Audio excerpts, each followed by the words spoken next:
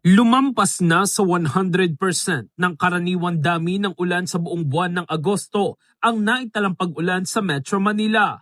Ayon kay Pag-asa Assistant Weather Services Chief Chris Perez, mula nang magsimula ang malalakas na ulan nitong Lunes, halos kalahati na agad ng normal na monthly rainfall sa Agosto ang nadagdag sa ilang lugar tulad ng Quezon City.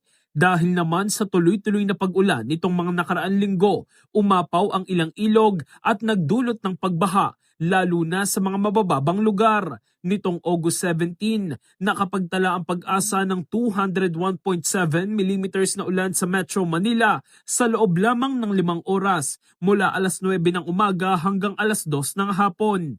Ayon sa MMDA, naitalang naturang dami ng ulan sa Pag-asa Science Garden Station sa Quezon City. Samantala, sinabi ng Pag-asa na hihina na ang epekto ng habagat sa mga susunod na araw.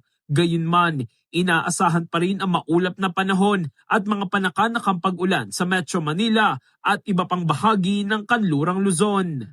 In the heart of changing lives, ako si Brigada Diego Custodio ng 105.1 Brigada News of Manila, the Music News Authority.